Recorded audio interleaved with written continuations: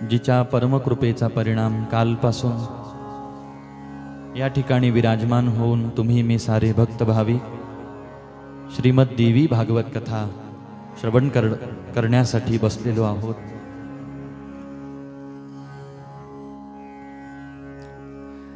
आणि देवी भागवताच्या माध्यमातून जगदंबेचं महात्म्य, भगवतीचा महिमा, तिच्या नामाचा महिमा जाणून घेण्याचा प्रयत्न तुम्ही मी करत आहोत। सूतजी महाराज नैमिषारण्यामध्ये 88,000 शौनकादी ऋषींना हे परमपवित्र देवी भागवत वर्णन करून सांगत आहेत। हे देवी भागवत स्वतः भगवती जगदंबेने अर्ध्या श्लोकाच्या रूपामध्ये भगवान नारायणांना सगळ्यात अगोदर वर्णन करून सांगितलं। त्या देवी भागवताच्या अर्ध्या श्लोकाचं नारायणांनी मनन चिंतन केलं आणि त्या अर्ध्याच श्लोकी भागवताचं मनन चिंतन करून नारायण प्रसन्न झाले। भगवान नारायणांना त्या अर्ध्या श्लोकाचं मनन चिंतन करून परम समाधान प्राप्त झालं। ज्यावेळेला ब्रह्मदेवांच्या मनामध्ये परांबिका भगवती जगदंबेचं तत्व जाणून घेण्याची इच्छा झाली, ते ब्रह्मतत्व समजून घेण्याची इच्छा झाली, त्यावेळेला त्याच अर्ध्या श्लोकाचा उपदेश नारायणांनी ब्रह्मदेवांना केला। ब्रह्मदेवांनी त्याच अर्ध्या श्लोकाच्या माध्यमातून जगदंबेच्या स्वरूपाचा उपदेश देवऋषी नारदांना केला। नारदांनी याच अर्ध्या श्लोकाच्या माध्यमातून जगदंबेच्या स्वरूपाचा उपदेश भगवान वेदव्यासजी महाराजांना केला। वेदव्यासजी महाराजांनी हाच अर्धा श्लोक आपल्या ध्यानामध्ये घेतला। वेदव्यासजी महाराज समाधी अवस्थेमध्ये निमग्न झाले आणि समाधी अवस्थेमध्ये वेदव्यासजी महाराज गेलेले असताना वेदव्यासजी महाराजांना कलियुगाचं दर्शन प्राप्त व्हायला लागलं की कलियुगामध्ये जीवांची अवस्था किती दीन आणि दुर्बल होणार आहे हे वेदव्यासजी महाराजांच्या लक्षात यायला लागलं। वेदांचा अर्थ माणसांना कळेन असा होऊन जाणार आहे, शास्त्रांचं ज्ञान माणसांचं नाहीसं होऊन जाणार आहे। माणसांच्या जीवनामध्ये धर्म नावाची गोष्ट फक्त नावापुरती शिल्लक राहील, सदाचार नाहीसा होऊन जाईल।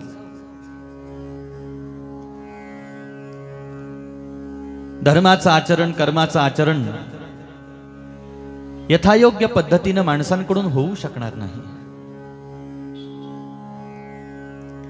आणि अशा या कलियुगामध्ये जन्माला आलेल्या माणसांचा सहज उद्धार झाला पाहिजे, परमकल्याण झालं पाहिजे। त्यांना आपल्या जीवनाचा हेतू लक्षात आला पाहिजे, त्यांना आपल्या जीवनाचं परमकल्याण कशात आहे ते लक्षात आलं पाहिजे।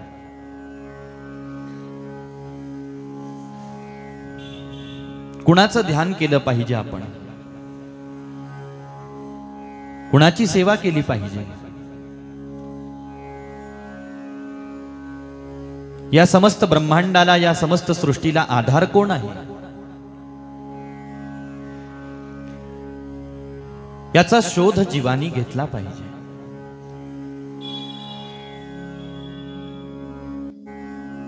या सगळ्या प्रश्नांची उत्तरं जीवाला ज्या ग्रंथाच्या माध्यमातून प्राप्त होतील अशा ग्रंथाची मी रचना करेल असा विचार वेदव्यासजी महाराजांनी समाधी अवस्थेमध्ये केला। आणि जणू आई भगवती जगदंबेनीच वेदव्यासजी महाराजांना ही प्रेरणा दिली, कारण भगवती जगदंबेचा 3 मूळ स्वरूपाचं वर्णन केलेलं आहे,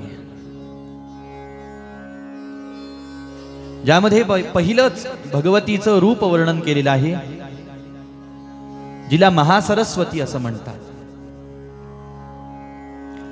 जी वाग देवता वर्णन केलेली आहे, वाणीची देवता सांगितलेली आहे, ही वाग देवता ज्या जीवावरती प्रसन्न होत असते, त्या जीवाची, त्या भक्ताची, त्या भाविकाची वाणी ही अत्यंत पवित्र होत असते. वाग देवतेची कृपा साधक भक्तावरती ज्या वेळेला होत असते, त्यावेळेला पावित्र्य प्राप्त होतं, शुद्धता प्राप्त होते वाणीला. त्याची वाणी कधीही असत्य भाषण करू शकत नाही. प्रयत्न जरी केला तरी सुद्धा असत्य त्याच्या मुखातून बाहेर पडू शकत नाही. त्याच्या मुखातून कोणाची निंदा घडत नाही, शिव्याशाप मुखातून सहज बाहेर पडत नाही. ज्या वेळेला त्याची वाणी बोलायला लागते, त्यावेळेला भगवंताचं, भगवतीचं गुणवर्णन करत असते. एखाद्या जीवासोबत जर का तो व्यक्ती बोलायला लागला, त्यावेळेला आपल्या हिताचं आणि समोरच्याच्या हिताचं जे असेल तेच तो बोलण्याचा प्रयत्न करत असतो. आणि असं जर का आपल्याला बोलणं शक्य झालं नाही तर ते साधक, ते महात्मे, ते साधू मौन राहत असतात, पण बोलत नाही. त्यांना जसं बोलायला आवडेल तशा पद्धतीचं जर का बोलता येत असेल तर ते बोलत असतात, नसता ते मौन राहतात. आणि अशाच महात्म्याच्या मुखामध्ये सरस्वतीचा, वाग्देवीचा निवास असतो. या सरस्वतीचा, वाग्देवतेचा निवास त्याच्या जिभेवरती, त्याच्या मुखामध्ये असल्याचा परिणाम काय होतो? त्याच्या मुखामध्ये बसून ती भगवती जगदंबा लोककल्याणाची भाषा वदवून घेते. ज्या वाणीतून लोककल्याण होईल, ज्या शब्दांनी लोककल्याण होईल, ज्या अक्षरातून लोककल्याण होईल, अशी अक्षर, अशी शब्द, असेच वाक्य त्या महात्म्याच्या, त्या साधूच्या मुखातून निघत असतात. आणि त्याची वाणी अखंड सत्य भाषण करत असल्याचा परिणाम, त्याची वाणी अखंड भगवती भगवंताचं नामस्मरण करत असल्याचा, नामसंकीर्तन करत असल्याचा परिणाम, बोलायची वेळ येते त्यावेळेला भगवतीचं गुणवर्णन, भगवंताचं गुणवर्णन त्याच्या वाणीनं केल्याचा परिणाम. आणि एखाद्या सामान्य तिराहित माणसासाठी किंवा माणसासोबत सामान्य तुमच्या माझ्यासारखं तो व्यक्ती बोलत असला तरी सुद्धा अनुद्वेगकरम वाक्यम सत्यम प्रिय हितम चयत, हे जे वाणीला नियम दिलेले आहेत, हे नियम सांभाळून तो समोरच्या सोबत बोलत असतो. बोलत असतानाचे काही नियम सांगितलेले आहेत. काय बोलावं, कसं बोलावं, कधी बोलावं, कुठं बोलावं, किती बोलावं, बोलण्याच्या पाठीमाग नियम आहेत बरं का. कोणी म्हणेल तुम्हाला आहेत का सगळ्यांनाच आहेत? हे नियम प्रत्येकाला आहे. ज्यांना ज्यांना बोलता येतं ना, ज्याची जीभ वटवट करते रात्रंदिवस, त्या प्रत्येकासाठी हा नियम लागू होतो. आपल्या मराठी भाषेमध्ये एक म्हण आहे, उचलली जीभ, उचलली जीभ, हा. आणि मग ती काय बोलते, कसं बोलते, किती बोलते, चांगलं बोलते, वाईट बोलते, आपल्या कल्याणाचा आहे, समोरच्याच्या कल्याणाचा आहे, त्याचा काही एक जीभ विचार करत नसते. शब्द फुकट आहे म्हणून कसेही वापरायचे का? आणि शब्द फुकट आहे म्हणून कितीही वापरायचे का? पण एक गोष्ट सांगू का, शब्द फुकट नाहीत बरं का. इथं पुण्य वेचावं लागतं, इथं तिळतिळ पुण्य जमा करावं लागतं. त्यावेळेला शब्दरूपी धनाचा साठा प्राप्त होतो.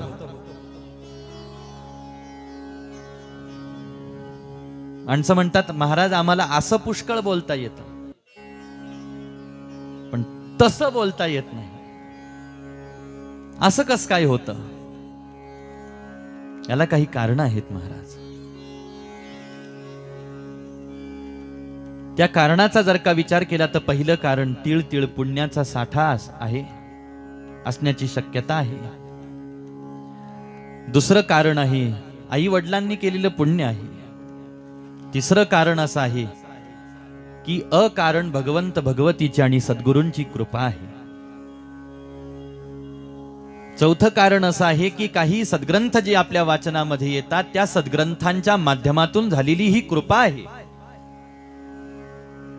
आणि नाही काही झालं तर एक सगळ्यात मोठं कारण असं आहे की भगवती भगवंताला एक वेळेला केलेला नमस्कार आहे. महाराज माधवाला केलेला नमस्कार आहे की मी तुला नमस्कार करतो की जो तू असा आहे की मूकं करोति वाचालम पंगुम लंघयते गिरिम यत्कृपातमहं वंदे परमानंद माधवम. हे माधवा, मी तुला नमस्कार करतो आहे. तू कसा आहेस? तुझ्या कृपेतून मुकाही बोलायला लागतो. तुझ्या कृपेच्या परिणामाने पंगू असलेला, पांगळा असलेला सुद्धा पंगुम लंघयते गिरिम, पर्वत आरोहण करू शकतो, चढू शकतो. अशा तुला माझं वर्णन. पण लक्षात घ्या, माणसाला किती जरी वाटत असलं मला माझ्याकडून खरं बोललं गेलं पाहिजे तर काहीतरी होतं आणि खोटच बोलल्या जातं. असं कसं काय होतं? पाप आडवं येतं. एक गोष्ट अजून लक्षात घ्यायची आहे. बरेच माणसं म्हणतात महाराज आम्हाला खूप पुण्य करावं वाटतं, खूप सत्कर्म करावं वाटतं, पण आम्हाला तशी संधीच देव देत नाही म्हणून आमच्याकडून होत नाही. देवानं देवीनं संधी दिली तर आम्ही सुद्धा करू, त्यांनी केलं त्याच्यात काय, त्याच्यापेक्षा चांगलं करू, असं होतं ना. हो, ठरवतात पुष्कळ माणसं, सगळ्यांकडून होत नाही बरं का. मनात सगळ्यांच्या असतं पण होत सगळ्यांकडून नाही. याला काही कारण आहे. तैसी पुण्ये डावलोनी गेली अभक्ताते. याला पहिलं एक कारण, विशेष कारण सांगितलेलं आहे की मनामध्ये तेवढा भक्तिभाव नाही, तेवढी श्रद्धा, तेवढा विश्वास नाही. बस बोलायचं म्हणून बोलून गेलो. आम्हालाही वाटतं करावं पण काय करावं होत नाही. आम्हालाही वाटतं करावं पण काय व्याप आहे सगळा पाठीमागं, उद्योग, कामधंदा, घरदार, नोकरी, व्यवसाय हे सगळं आहे. बोलायचं म्हणून सभेमध्ये 4 लोकात काय बोला, शब्द टाकला असं बोलतात. असाही एक न्याय आहे महाराज. पण दुसरी गोष्ट अशी आहे याच्या संबंधामध्ये जी जास्त प्रमाणामध्ये आपल्याला दिसते, पुण्याईचा अभाव, भगवंताच्या भगवतीच्या कृपेचा अभाव आहे. म्हणूनही सत्कर्म घडत नाही. माझ्याकडून सत्कर्म घडावंच असं जर प्रामाणिकपणाने एखाद्याला वाटत असेल ना तर त्यांनी अगोदर खूप पुण्य करावं, खूप पुण्य करावं. वर्षामधून मला वर्षभरातून 1 सप्ताह का होईना मला भागवतासारखा ग्रंथ ऐकायला भेटला पाहिजे. वर्षातून 1 वेळेला का होईना शिवपुराण असो, देवी भागवत असो की श्रीमद भागवत असो की अन्य जे सात्विक ग्रंथ आहेत ज्याच्यातून जीवाला काहीतरी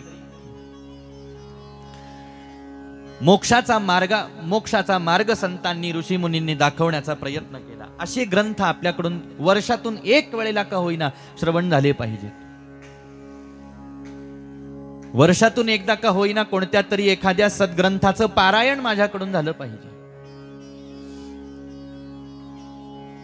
गुरुचरित्राचं पारायण झालं पाहिजे म्हणा, किंवा नवनाथाचं पारायण झालं पाहिजे म्हणा, किंवा ज्ञानेश्वरीचं पारायण झालं पाहिजे, किंवा गाथ्याचं, किंवा भागवताचं, किंवा शिवपुराणाचं, किंवा देवी भागवताचं, किंवा आपापल्या सद्गुरूंची चरित्र ग्रंथ उपलब्ध असतील त्याचं, किंवा सद्गुरूंनी लिहिलेल्या ग्रंथाचं पारायण झालं पाहिजे. नाही कशाचं पारायण होऊ शकलं महाराज तर निदान भागवत, श्रीमद भगवद्गीता, ज्ञानेश्वरी, गाथा या ग्रंथांचं पारायण प्रत्येकाकडून झालंच पाहिजे. किती झालं पाहिजे? रोज झालं पाहिजे. रोज कसं होऊ शकतं हो महाराज पारायण? रोज 1 ओवी, 10 ओव्या, जरी 11 ओव्याचा नियम जरी आपण घेतला, 1 पान मी रोज वाचेन तरी चालतं. रोजचं पारायण. आणि रोजचं पारायण करता करता करता करता करता वर्षभरातून 7 दिवस विशेष पारायण करावं. 7 दिवसांचं विशेष पारायण, मग कोणत्याही ग्रंथाचं. फार मोठा लाभ याच्यातून प्राप्त होत असतो आपल्याला. पण असं सत्कर्म सगळ्यांनाच करावं वाटतं. मग सत्कर्मामध्ये दानही आलं, यात्राही आली, पारायणही आलं, जपही आला, तपही आलं, सेवाही आली, सगळंच आलं. काही काहींना वाटत नाही, आपल्याला वाटलं पाहिजे. ज्यांना वाटत नाही त्यांच्यापेक्षा ज्यांना वाटतं ते भाग्यवान आहे. त्याच्याही पेक्षा ते भाग्यवान आहेत ज्यांना वाटतं सुद्धा आणि त्यांच्याकडून होतं सुद्धा. पण वर्षभरातून एक असं काहीतरी पवित्र अनुष्ठान जीवाकडून माणसांकडून घडलं पाहिजे. मग ते घरात केलं तरी चालतं. आणि सगळ्यात उत्तम वर्षातून 1 सप्ताह का होईना कुठंतरी महान तीर्थक्षेत्रावरती जायचं, कुठंतरी संतभूमी देवभूमीवरती जाऊन जर का अनुष्ठान पारायण झालं तर अत्यंत चांगली गोष्ट आहे. मग देवीची उपासना जर का आपल्याला करायची असेल वर्षभरातून 1 सप्ताह, तर शक्तिपीठ जिथं जिथं आहेत त्या कुठल्याही एका शक्तिपीठावरती जाऊन, जाज्वल्य तीर्थक्षेत्र शक्तिपीठावरती जाऊन जर का अनुष्ठान घडलं, आराधना उपासना घडली, तात्काळ लाभ प्राप्त होतं. महाराज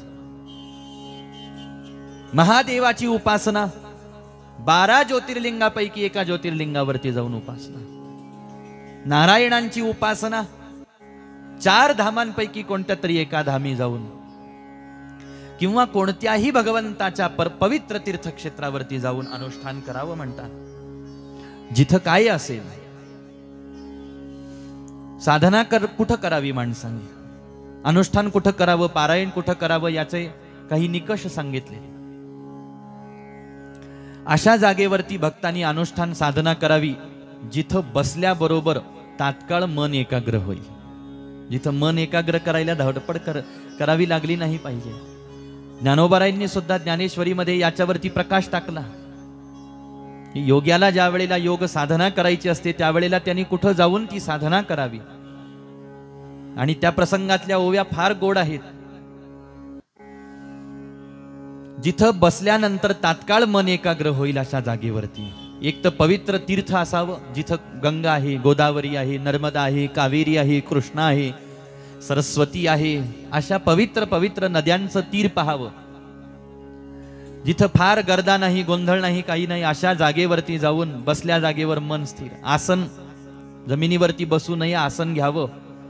आसन कशाचं घ्यावं? आसनाचे प्रकार: वाघाचं कातडं आसन म्हणून वापरता येतं, हरणाचं कातडं आसन म्हणून वापरता येतं, नसता पांढरी घोंगडी ज्याला सात्विक उपासना करायची आहे ती आसन म्हणून वापरता येते. त्यानंतर दर्भाचं आसन.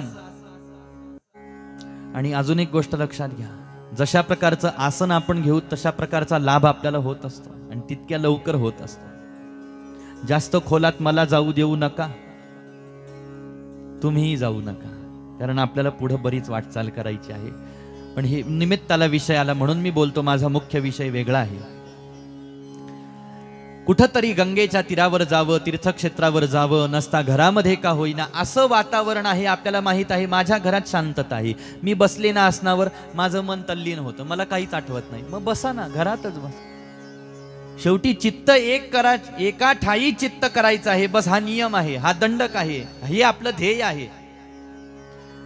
मग कोणाचं चित्त घरात एकाग्र होत असेल, कोणाचं तीर्थक्षेत्रावर जाऊन होत असेल, गंगेच्या किनारी होत असेल, झाडाझुडपांच्या सान्निध्यामध्ये होत असेल, आनंद, चांगली गोष्ट आहे.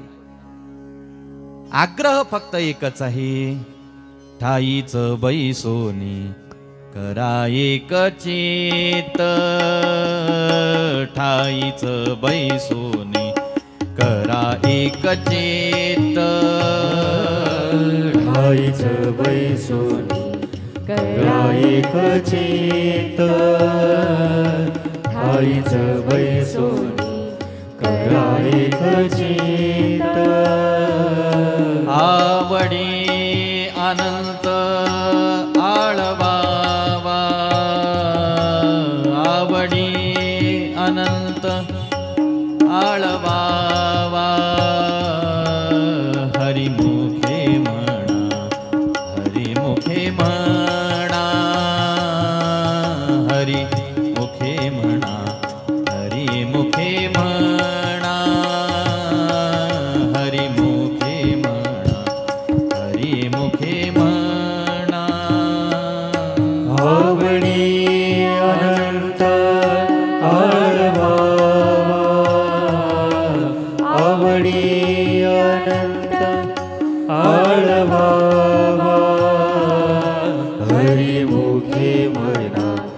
हरिमुखे म्हणा, हरिमुखे म्हणा, हरिमुखे म्हणा, हरिमुखे म्हणा, हरिमुखे म्हणा. चित्त एकाग्र झालं पाहिजे. जप करायला बसलो, जपात बसल्याबरोबर चित्त एकाग्र. पूजा करायला बसलो, पूजेमध्ये चित्त एक. कथा ऐकायला बसलो, कथेत एक चित्त. ध्यान करायला बसलो, ध्यानामध्ये एक चित्त. आणि एकचित्त होत नसू आपण या कर्मामध्ये तर केलेलं वाया जातं महाराज. म्हणून अगोदर एकाग्रतेचा अभ्यास करायला सांगितला. ते केलेलं फुकट गेलं नाही पाहिजे. नसता दिवस दिवस कथेच्या मंडपामध्ये बसलो, पण काय ऐकलं आणि काय सांगितलं याचाच काही पत्ता संध्याकाळी लागला नाही, तर मग दिवसभर का बसला बाबा? का बसलो आपण दिवसभर? असे बरेच जणही बसतात, पण बसतात चांगली गोष्ट आहे. निदान कथेच्या मंडपात बसल्याने पाप तर होत नाही, पुण्य होतं. अनुष्ठान वर्षातून एक का होईना जीवाकडून झालं पाहिजे. दान झालंच पाहिजे, यात्रा झालीच पाहिजे, सेवा झालीच पाहिजे. सत्कर्म म्हणून शास्त्रामध्ये जेवढ्या जेवढ्या गोष्टी सांगितल्या ना, इथं बस सगळ्यांना वाटलं पाहिजे की माझ्याकडून या सगळ्या गोष्टी झाल्याच पाहिजे. आता पुढचा मुद्दा. वाटतं सगळ्यांना, पण महाराज आमच्याकडून काही झालं नाही किंवा होत नाही, त्याच्यासाठी वर्षभर थोडं थोडं थोडं थोडं पुण्य करत राहावं. कोणी म्हणेल नाही आम्ही वर्षातून एकदाच करतो पण चांगलं करतो, वर्षातून एकदाच दान करतो खूप करतो. तसंही चांगलं असतं, पण त्या वर्षातल्या एका ठराविक वेळेची वाट जर का आपण पाहत बसलो की त्याच वेळेला मी दान करेल, तर तोपर्यंत धन राहील की नाही त्याचा पत्ता नाही बरं का. आलं ना जवळ, दान करून टाका. आज संधी मिळाली, हो मला खूप करायचं, एकदाच करायचं पण खूप करायचं. अरे एकदाच करायचं पण खूप का करतो, किंवा खूप करायचं पण एकदाच का करतो? थोडं थोडं कर आणि कायम कर, जीवनभर कर. सोपं सूत्र आहे. माणसं त्याच्याकडे बऱ्याच वेळेला लक्ष देत नाही. एकदाच. तर साधू संत म्हणतात तसं नाही, रोज रोज थोडं थोडं थोडं थोडं करत चालायचं आपल्याला, म्हणजे आपल्या जवळची शक्ती खर्च होत नसते. कारण आध्यात्मिक ऊर्जा असते बरं का शरीरामध्ये. आपण 7 दिवस सत्संग केला ना, ऊर्जा उत्पन्न झाली. पहिल्या सत्संगातून जी ऊर्जा उत्पन्न होती, ती ऊर्जा, ती आतली शक्ती आपल्याला पुढचं सत्कर्म करण्याची प्रेरणा देते. आता शिवपुराण ऐकलं ना, आता देवी भागवत ऐकायचं. बस ऐकायचं म्हणजे ऐकायचंच. अरे पण आता झालं नाही. ही काय आहे? ऊर्जा आहे.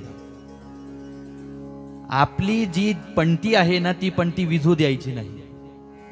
त्या दिव्यानी दिवा, दिव्यानी दिवा, दिव्यानी दिवा लागत जात असतो. तसं सत्कर्मानी सत्कर्म, सत्कर्मानी सत्कर्म, पुण्यानी पुण्य, पुण्यानी पुण्य, पुण्यानी पुण्य घडत राहत असतं. म्हणून त्याच्यासाठी काय करायला पाहिजे? चालता चालता पुण्यकर्म करत राहिलं पाहिजे. अगदी चालता चालता सहज पुण्य. काही हतभागी असे पापी जन्माला आलेले असतात महाराज, की शेजारचा पुण्यकर्म करतो, हा त्याच्यात थोडंही पुण्यकर्म करू शकत नाही. संधी सगळ्यांना एकसारखी भगवती देते, पण त्या संधीचं कोण सोनं करून घेतो? जो पुण्यवान आहे तो. दारासमोर गाय आली, नमस्कार केलाच पाहिजे, तिला घास खाऊ घातला पाहिजे.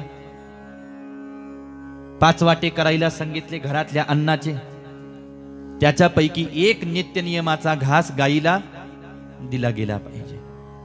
आपल्याला लक्षात आलं की माझ्या घरासमोर तर रोज काही गायी येत नाही, आपण राहतो शहरात, गायीला रोज काही घास देणं होत नाही, जेव्हा येईल तेव्हा दिलं पाहिजे. नाही म्हटले कधीच येत नाही, मग जिथं गोशाळा असेल तिथं वर्षभराच्या चाऱ्याची व्यवस्था करून ठेवली पाहिजे. रोज खा बाई, मी दिलेलं खा, माझं खा.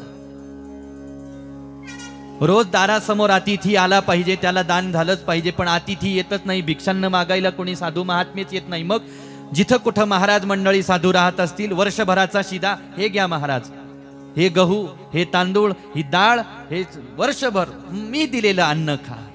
अहो साधूनं जर का आपलं दिलेलं वर्षभर खाल्लं महाराज, आपलं दिलेलं वर्षभर जर का एखाद्या गायीनं खाल्लं, एखाद्या गोरगरिबांनी आपण दिलेलं वर्षभर अन्न सेवन केलं तर आपले कुळ पितर लोक तिथं तृप्त होऊन जातात. पितर लोक तृप्त होतात. तसंही श्राद्धादी कर्म आपल्याला करायला सांगितलं. आपण हे सगळं कर्म करायलाच पाहिजे. पण हे सगळं करता करता गायीला अन्नदान, गायीचा घास, अतिथीचा घास, साधूचा घास, हा एक मधला मार्ग आहे बरं का. की रोज देणं ज्याला शक्य होत नाही त्यानं वर्षभर एकदाची व्यवस्था, मग संन्यासाची व्यवस्था, साधूची व्यवस्था, वानप्रस्थाश्रमाची व्यवस्था, एखाद्या ब्रह्मचार्याची व्यवस्था किंवा अशा परिवाराची व्यवस्था ज्या परिवाराचं सगळं उदरभरण पोषण हे देवाच्या नावावर चाललेलं आहे. त्यानं नाम गायन केलं, भजन सेवा केली तरच त्याचं आणि त्याच्या परिवाराचं उदरभरण होईल. असा परिवार बस दान करून टाकावं, असाही एक भाव. हे जे तिळ तिळ पुण्य आपल्याकडून जमा होतं ना महाराज, या पुण्याईच्या प्रभावाने आपल्याकडून फार मोठमोठाली सत्कर्म होत असतात. आपल्याकडून सत्कर्म घडली पाहिजे असं आपल्याला वाटलं पाहिजे. परंतु त्याच्यासाठी पुण्य म्हणून काय ऐकत होतो आपण?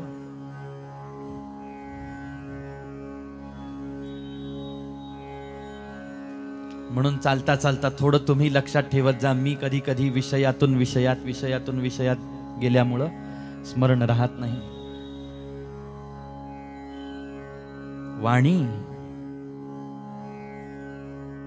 वाणीचा विषय चाललेला आहे आपला की वेदव्यासजी महाराज समाधी अवस्थेमध्ये चिंतन करतात आणि श्लोक मुखातून बाहेर पडतात किंवा समाधी अवस्थेमध्ये जे बोललं जातं वेदव्यासजी महाराजांकडून तसं तुम्ही मी सत्य बोलण्याचा प्रयत्न केला पाहिजे. पण हे सत्य कोणी म्हणतं मला खरं बोलावं वाटतं पण तरी सुद्धा खोटं बोलल्या जातं. याला कारण आपण पुण्य सोडलेलं आहे किंवा आपल्याकडचं मागचं पाप आपल्याकडून ते कर्म करून घेतं. म्हणून सावध राहिलं पाहिजे. पहा, लक्षात घ्या कसं बोलावं. याचा एक न्याय सांगितला. माऊली म्हणतात, साच आणि मवाळ मी तले आणि रसाळ शब्द जैसे कल्लोळ अमृताचे अनुद्वेग करम वाक्यम सत्यम प्रिय हितंचयत. बोलत असताना आपल्या वाक्याने कोणाच्याही मनामध्ये उद्वेग उत्पन्न नाही झाला पाहिजे असं बोलावं. अनुद्वेग करम वाक्यम ते सत्य असावं. सत्यम. काही काही माणसं म्हणतात खरं बोललो म्हणून तुला कडू लागलं भाऊ, पण ऐकून घे, सत्य कडूच असतं, सत्य कडू नसतं. सत्यासारखी गोड गोष्ट नाही. पण ती एक शब्द समाजामध्ये प्रचलित झाला की सत्य कडवा होता है, सत्य कडू असतं. कडू सत्य नसतं हो, किंवा सत्य कडू नसतं हो. सत्य गोड आहे. सत्य म्हणून भगवतीचं ध्यान केलं गेलं. सत्य म्हणून भगवंताचं ध्यान केलं गेलं. मग देवाचं देवीचं स्वरूप सत्य आहे असं सांगत असताना सत्य म्हणजे परमात्मा, सत्य म्हणजे भगवती, मग ती कडू असेल का? नाही नाही, ती कडू नसते. काही काही माणसं म्हणतात नाही पण कडू लागलं तरी खरं सांगितलंच गेलं पाहिजे. खरं सांगायच्या सुद्धा पद्धती असतात. अहो, गोड बोलून सुद्धा खरं सांगता येतं ना. का कडूच लागलं पाहिजे समोरच्याला? जहरी कशाला बोलायचं? टीकात्मक कशाला बोलायचं समोरच्यावर? प्रेमाने सांगावं, गोडीनं सांगावं. सत्यम. पण ते सत्य कसं असावं? प्रियम. ते प्रिय कसं असावं? नसता प्रिय तर सगळेच बोलतात. प्रिय म्हणजे प्रेमाचं गोड बोलणं, सगळेच बोलतात. पण ते प्रिय कसं असावं म्हणून पुढचं सूत्र सांगितलं, हितम च यत. प्रेमाचं बोलणं सुद्धा हिताचं असावं किंवा हिताचं प्रेमातून बोलावं. अशाही पद्धतीनं आपण सत्यम प्रिय हितंचयत याचाच अर्थ साच आणि मवाळ. खरं बोलावं, मऊ मधुर बोलावं, गोड बोलावं. मी तले म्हणजे कमी बोलावं. आता आलो पुन्हा मुद्द्यावरती. आपण जीभ दिली म्हणजे बडबड बडबड करतच राहायची का? नाही नाही, शब्द मोजून मापून बोलायचे. कोणी म्हणेल ते काही विकत घ्यावे लागतात का? नाही नाही, इथं ती कडी आहे जिथं सांगत होतो मी पुण्याची आवश्यकता. हे विकत जरी घ्यावे लागत नसले तरी एखाद्याने तोंड उघडलं की मनात त्याच्या वाईट नसलं तरी तो कडू बोलतो. मग शेजारचा सांगतो, अहो त्यांचं काही एवढं मनावर घेऊ नका बरं का, त्यांचं फटकळ बोलणं आहे. का फटकळ आहे? आवर ना स्वतःला, आवर. फटकळ आहे, त्यांचा स्वभावच आहे म्हणून धकवून घ्यायचं, म्हणून भागवून घ्यायचं, म्हणून निंदा करून घ्यायची, म्हणून असत्य बोलून घ्यायचं, म्हणून समोरच्याच्या हृदयाला त्रास होईल असं बोलायचं नाही. नाही महाराज, स्वभावालाच आपल्याला एवढं धरून ठेवायचं आहे, तर वाईट असलेले स्वभाव चांगले करायला शिकलं पाहिजे माणसांनी. माझं बोलणंच तसं, सुधर, स्वतःला सुधरव, तप कर, जरा मौन धारण कर, जप कर, जेणेकरून तुझी अंतःकरण वृत्ती पालटून जाईल, तुझा सत्वगुण वाढेल. सत्यम प्रिय हितंचयत, साच आणि मवाळ मीतले, कमी बोलावं.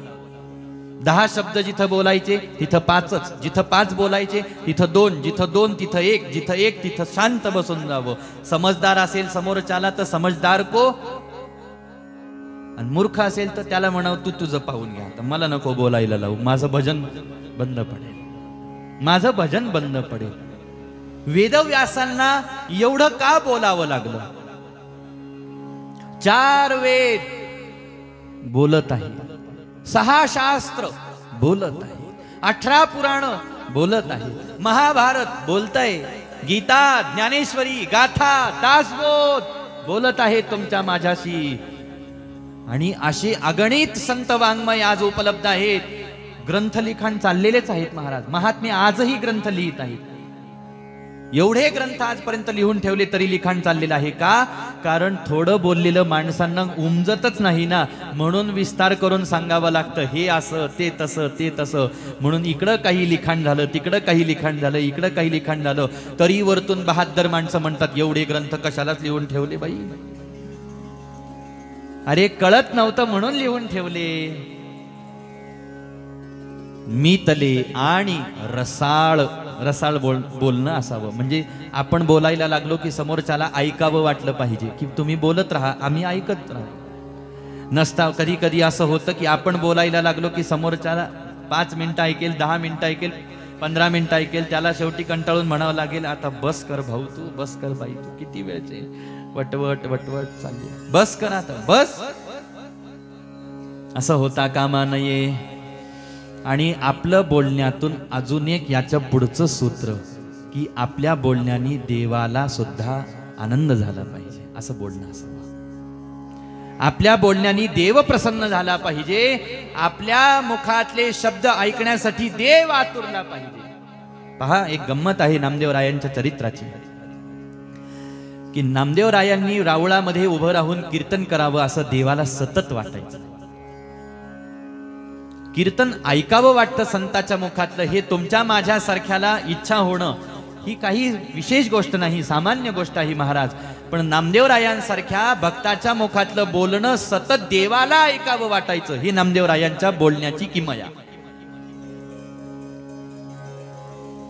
की भगवंत प्रवृत्त करायचे महाराजांना की नामा तू कीर्तन कर, मला ऐकायचं आहे, असं आहे.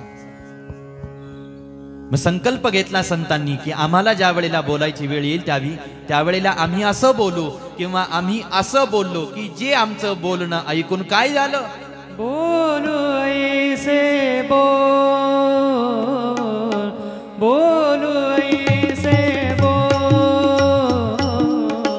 बोलू ऐसे बोल, बोलू ऐसे बोल, बोलू ऐसे बोल, बोलू ऐसे बोल, बोलू ऐसे बोल, बोलू ऐसे बोल. जेने बोले विठ्ठल डोले, जेने बोले विठ्ठल डोले, जेने बोले विठ्ठल डोले, बोलू ऐसे बोल, बोलू ऐसे बोल, बोलू ऐसे बोल, बोलू ऐसे बोल. बोलू ऐसे बोल, जेणे बोले विठ्ठल डोले. आणि देव डोलले सुद्धा महाराज. वेदव्यासजी महाराज आज वाणीवरती वाघ देवता विराजमान झाली, सरस्वती. ही सरस्वती प्रसन्न झाली पाहिजे प्रत्येकावरती. तिला म्हटलं पाहिजे, बाई भगवती जगदंबे माझ्यावर कृपा कर. बसुनी हंसावरी सरस्वती ये अवसरी. बसुनी हंसावरी बोलूयावे अस्खलित होऊनेदी विसंगत.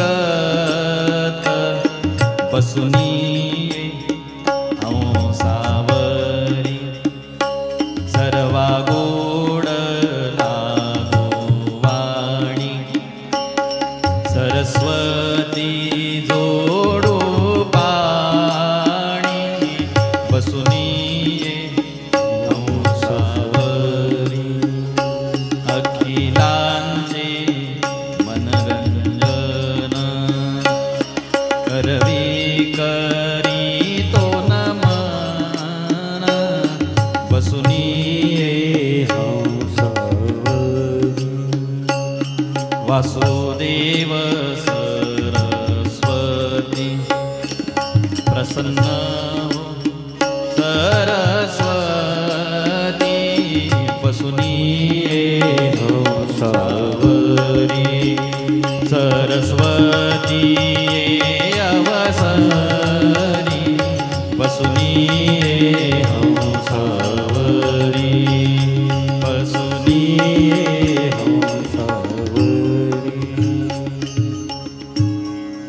शुक्लां ब्रह्म विचारसार परमां माद्यां जगद्व्यापिनीं. वीणा पुस्तकधारिणीमभयदां जाड्यान्धकारापहां. हस्ते स्फाटिकमालिकां विदधतीं पद्मासने संस्थितां. वन्दे तां परमेश्वरीं भगवतीं बुद्धिप्रदां शारदां. तू ये, तू प्रसन्न हो माझ्यावरती. म्हणून जुन्या काळातल्या शाळा खरंच चांगल्या होत्या असं मोठी माणसं आता सांगतात की आमच्या काळातल्या शाळा चांगल्या होत्या, की रोज शाळेमध्ये वर्ग भरला की अगोदर गुरुजी विद्यार्थ्यांकडून सरस्वतीचं वंदन करून घ्यायचं, सरस्वतीचं ध्यान करून घ्यायच्या. आताच्या मुलांना सरस्वती नाही महाराज. गणपतीला नमस्कार नाही, सरस्वतीला नमस्कार नाही. आणि नेमकं आता आपल्याला त्याच शाळा आवडतात. माईबापाला सुद्धा आता त्याच शाळा आवडतात. त्यांनाही खंत नाही की आपलं लेकरू ना गणपतीचं ध्यान त्याला येतं, वक्रतुंड घरी तरी शिकवावं महाराज. रोज आपल्या घरातल्या विद्यार्थ्याकडून गणपतीचा श्लोक म्हणूनच घेतला पाहिजे, सरस्वतीचा श्लोक म्हणून घेतला पाहिजे. शाळेतल्यांनी तर माती खाल्लीच आहे, घरातल्यांनी का खायची? शिक्षण पद्धतीनं माती खाल्लेलीच आहे महाराज.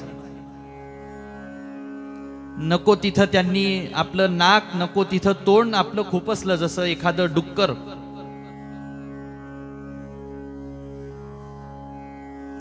आणि एवढी टीका शिक्षण संस्थेवर करण्याचं कारण एवढंच आहे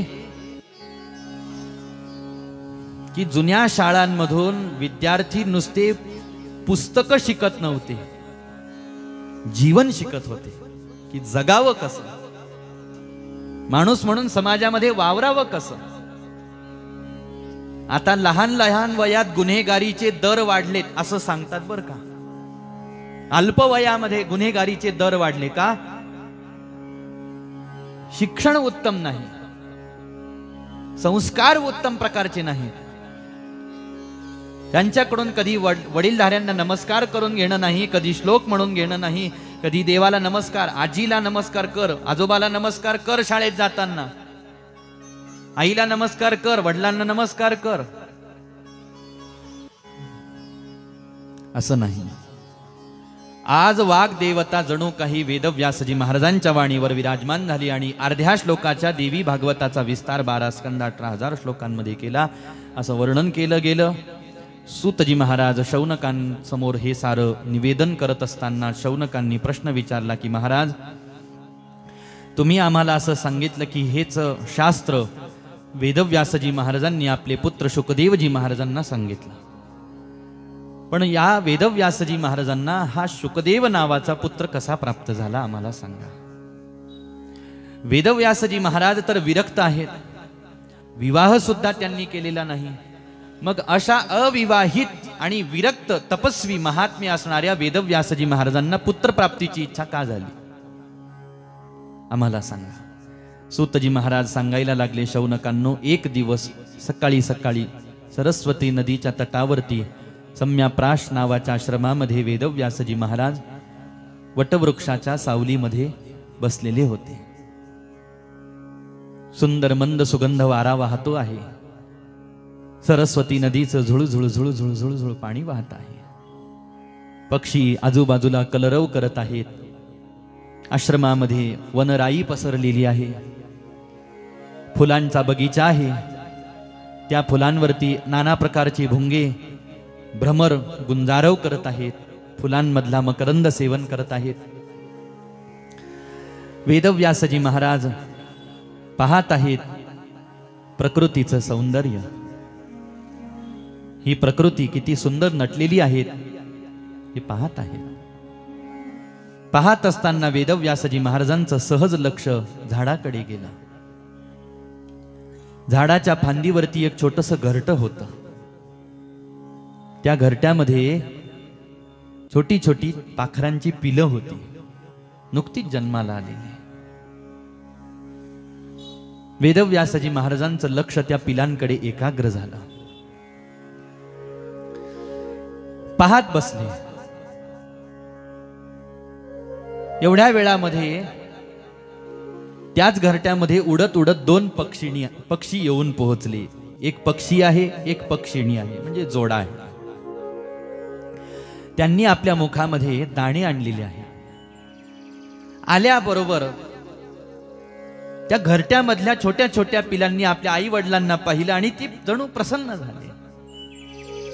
आपले मुख त्यांनी उघडले आणि जसंच त्यांनी आपलं तोंड उघडलं, त्यांचे माता पिता जे आहेत ते त्याच्या पिलांच्या मुखामध्ये ते दाणे टाकायला लागले.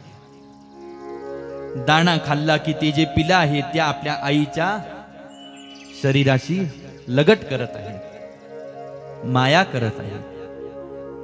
वेदव्यासजी महाराजांनी पाहिलं की ते बाळ, ते लेकरं अशी आईच्या अंगाला झटे देत आहेत. तशी ती आई सुद्धा त्यांना आपल्या जवळ घेते आहे, पंख फिरवते आहे. आणि जसंच हे दृश्य वेदव्यासजी महाराजांनी पाहिलं, वेदव्यासजी महाराज विचार करायला लागले, किती सामान्य प्रजाती आहे, सामान्य पक्षाची योनी आहे, पण लेकरावरती किती प्रेम आहे तिच्या माता पित्यांचा. आणि ते लेकर त्यांनाही कळतं की ही आपली आई आहे, हे आपले वडील आहेत. ते सुद्धा त्यांच्याशी सलगी करतात, जवळीक करतात, लगट करत आहेत. यांच्यामध्ये किती प्रेम आहे, किती वात्सल्य आहे.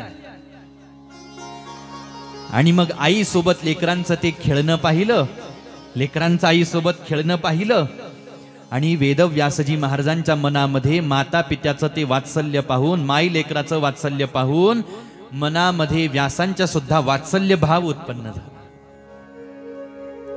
एवढे पशु पक्षी सामान्य असून सुद्धा एवढं सुंदर प्रेम एकमेकांना दान करत आहेत, वात्सल्य भावाचा उपभोग घेत आहेत. आणि मी नरतनू प्राप्त करून सुद्धा मी विवाह केला नाही, संतती मला झाली नाही आजपर्यंत, मलाही पुत्र पाहिजे म्हटले.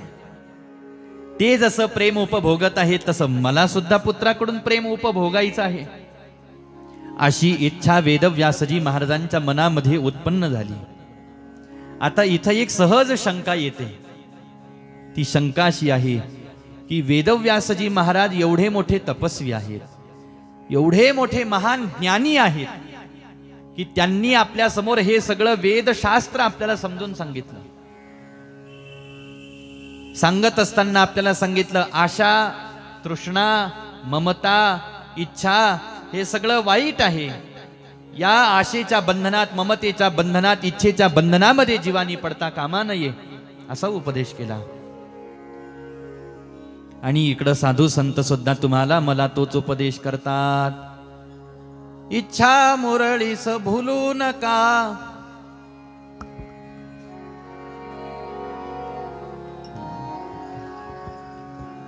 पडाल नरकाद्वारी, बोध बुधली ज्ञान दिवटी, उजळा महाद्वारी.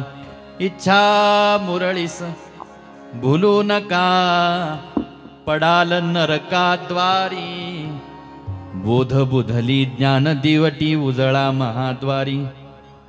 ओ मल्हारीची वारी, माझ्या मल्हारीची वारी, मल्हारीची वारी, माझ्या मल्हारीची वारी, मल्हारीची वारी, माझ्या मल्हारीची वारी, मल्हारीची वारी, माझ्या मल्हारीची वारी, मल्हारीची वारी, माझ्या मल्हारीची वारी, मल्हारीची वारी, माझ्या मल्हारीची वारी, मल्हारीची वारी, माझ्या मल्हारीची वारी, मल्हारीची वारी, माझ्या मल्हारीची वारी. इच्छा मुरळीस बोलू नका. काय होईल? पडाल नरकाद्वारी. पण इथं वेदव्यासजी महाराजांच्याच मनामध्ये इच्छा उत्पन्न झाली पुत्रप्राप्तीची. मग ही इच्छा आमच्या मनामध्ये इच्छा उत्पन्न झाली तर ही इच्छा आम्हाला नरकाला पाठवेल म्हणतात. आणि त्यांच्या मनात इच्छा उत्पन्न झाली त्याचं काय? पहा, लक्षात घ्या, इच्छेचेही प्रकार असतात. आपल्या मनामध्ये इच्छा उत्पन्न होती त्याचं मूळ स्वार्थ असतं. आपल्या मनामध्ये इच्छा उत्पन्न होते त्याचं मूळ वासना असते.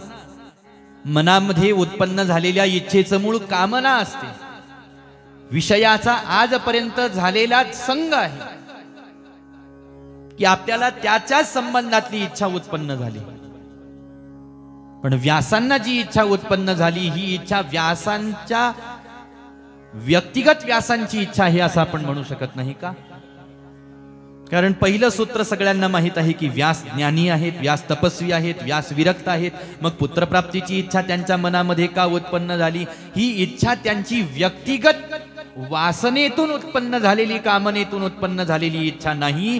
ही भगवतीनं त्यांच्या मनामध्ये या इच्छेचं स्फुरण केलेलं आहे. भगवतीला ज्या वेळेला एखादं महान कार्य या जगामध्ये करून घ्यायचं असतं ना, त्यावेळेला भगवती भगवंत भक्ताच्या मनामध्ये त्या प्रकारची इच्छा उत्पन्न करत असतात. अशी अनेक उदाहरणं पुराणांमध्ये आपल्याला पाहायला भेटतील की भक्ताला इच्छा होत नाही तोपर्यंत ते महान कार्य झालंच नाही. जसं उदाहरण पाहायचं झालं तर राजा दशरथांना ज्या वेळेला पुत्र प्राप्ती झाली त्यावेळेला राजा दशरथांचं वय किती होतं? 60,000 वर्षांचं वय होतं. मग 60,000 वर्ष लेकरू बाळ झालंच नाही. किती वर्ष? आपल्याला 5-10 वर्षात आपण चिंता करायला लागतो. तसं आपलं आयुर्मानही कमी राहिलं म्हणा. आता आपण कुठं 60,000 वर्षांचे होणार आहोत? बरं, 60,000 वर्ष दशरथजी महाराजांना पुत्रप्राप्तीची इच्छा झाली नसेल का?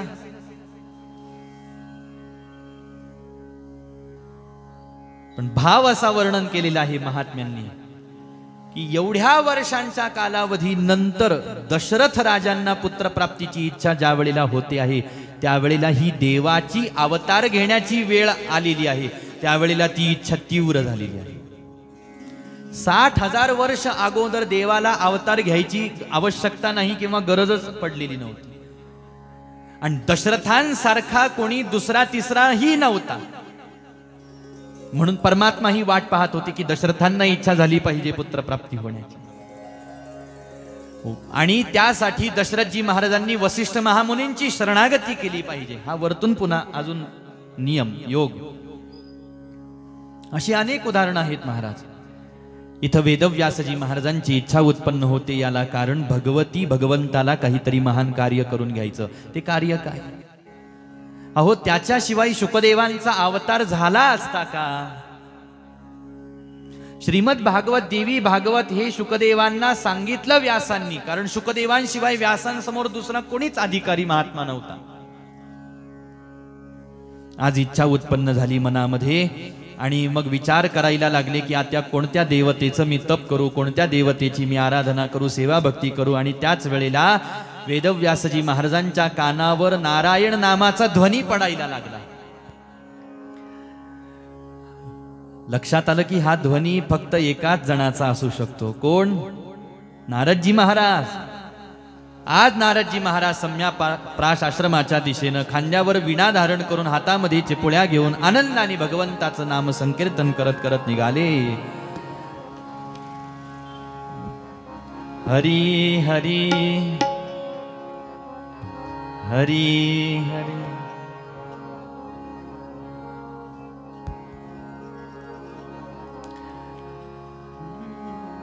श्रीमन्नारायण नारायण हरी हरी हरी हरी हरी हरी.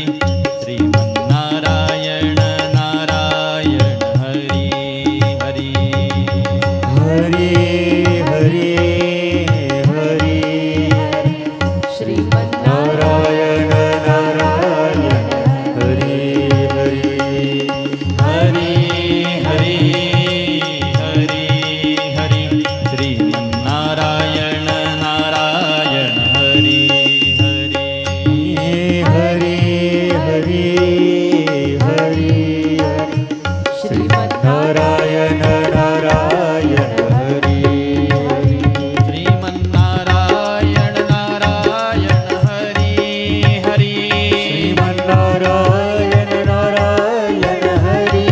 हरी. श्रीमन्नारायण नारायण हरी हरी. श्रीमन्नारायण नारायण हरी हरी. ओ हरी हरी हरी हरी.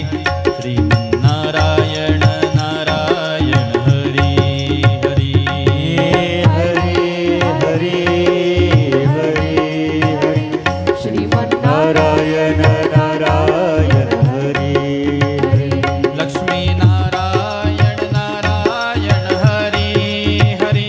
लक्ष्मी नारायण नारायण हरी हरी. बद्री नारायण नारायण हरी हरी.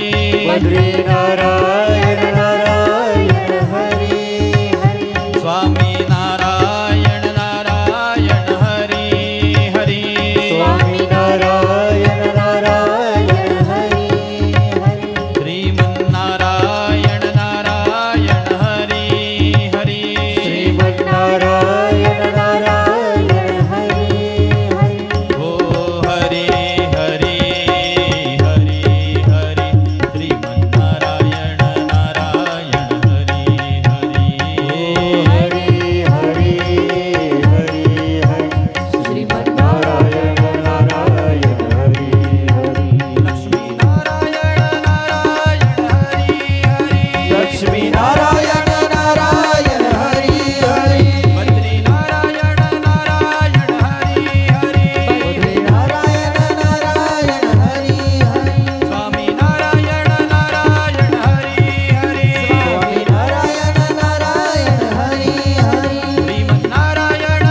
नारायण नारायण हरी हरी. श्रीमन्नारायण नारायण हरी हरी. श्रीमन्नारायण नारायण हरी हरी. नारायण नारायण श्रीमन्नारायण. नारायण नाम गायन करत करत नारदजी महाराज आले. वेदव्यासजी महाराजांनी नारदांना नमस्कार केला, आसनावर बसवलं.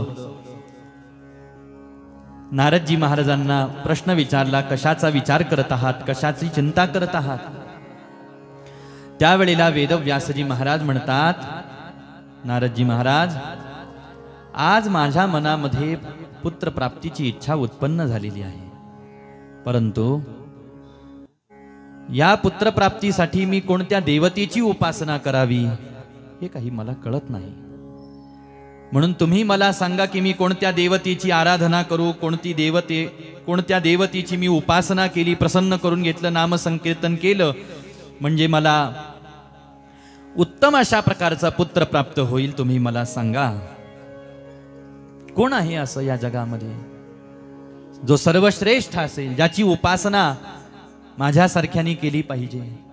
माझ्यासारख्यानीच काय, या जगामध्ये ज्याला आपला मनातला संकल्प पूर्ण करायचा आहे,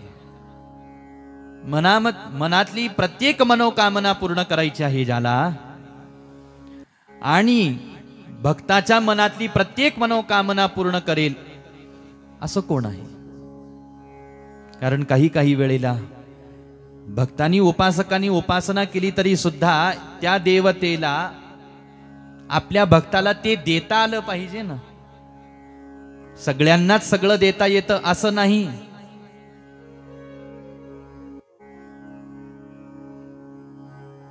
काही असे आहेत ज्यांच्याकडे फक्त मोजके खाते आहेत. महाराज, देवतांचा विचार केला ना, मोजकं खातं,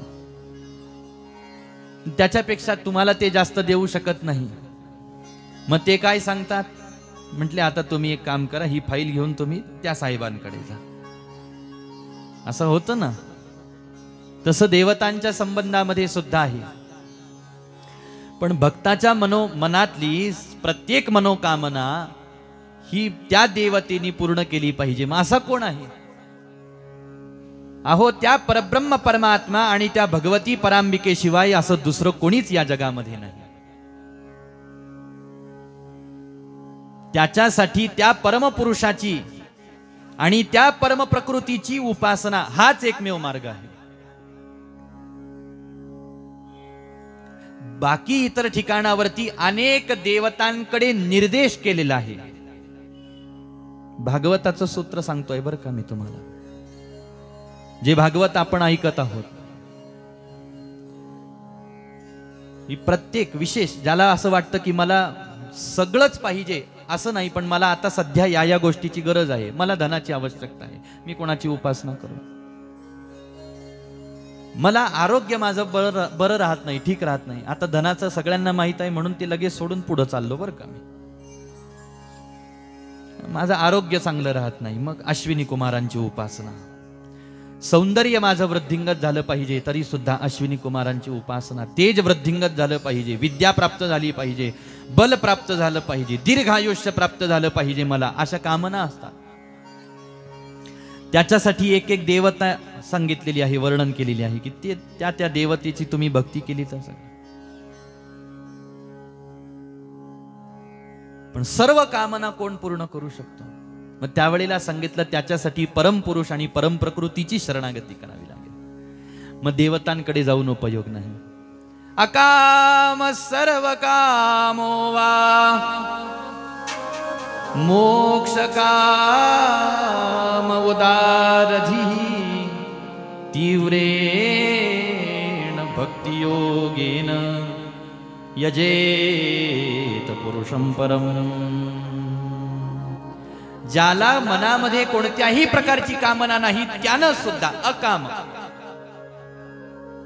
ज्याच्या मनामध्ये सगळ्या कामना आहेत असा सर्व काम,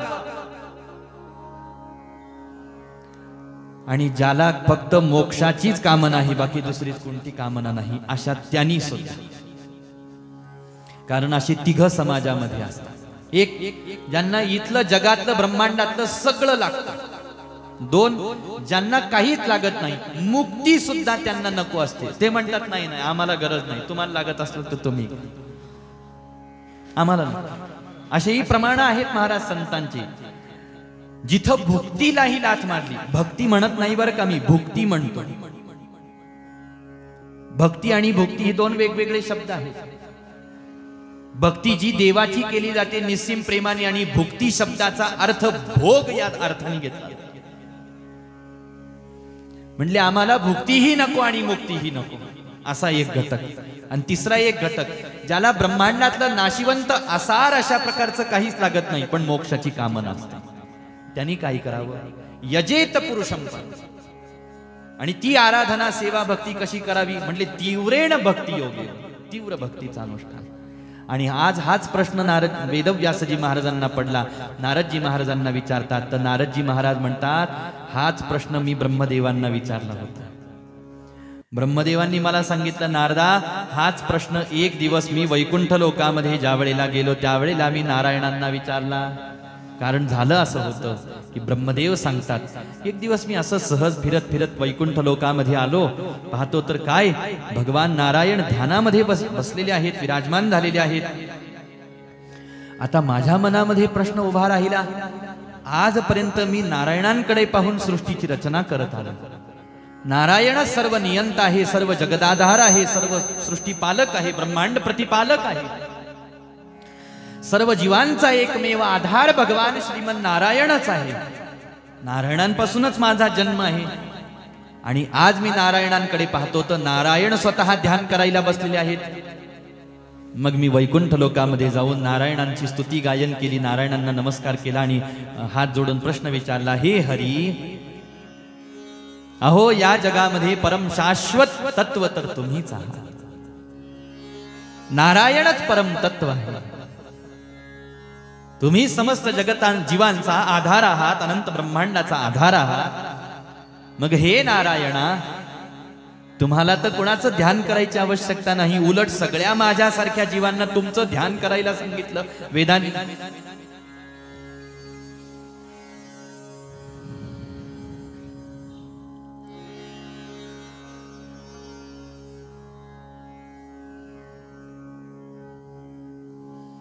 आणि मग तुम्ही कोणाचं ध्यान करत आहात? त्यावेळेला नारायणांनी मला सांगितलं, म्हटले ब्रह्मदेवा, अहो म्हटले, तुमच्यासाठी किंवा तुमच्या दृष्टीनं किंवा तुमच्या पाहण्यामध्ये जरी मी सृष्टीचा पालनहार आहे, पालन करणार आहे, तरी सुद्धा हे ब्रह्मदेवा, एक गोष्ट सांगू का? तुम्ही जगत निर्माण करतात, मी जगताचं पालन करतो, महादेव सृष्टीचा संहार करतात. पण आपण तिघही हे तीन प्रकारचे कार्य करू शकतो. याला मूळ आधार त्या जगदंबेचा आहे, त्या भगवतीचा आहे. पूर्व कालामध्ये माझ्या कानामधल्या मळापासून मधु आणि कैटभ नावाचे 2 दैत्य जन्माला आले होते. त्यांचा ज्या वेळेला मी वध करू शकलो नाही, त्यावेळेला त्याच भगवती जगदंबेने माझं सहकार्य केलं. तुम्ही विसरला? पूर्व कालामध्ये हयग्रीवाला मारण्यासाठी भगवतीच्याच इच्छाशक्तीनं मला हयग्रीव अवतार घ्यावा लागला होता. तुम्ही विसरलात?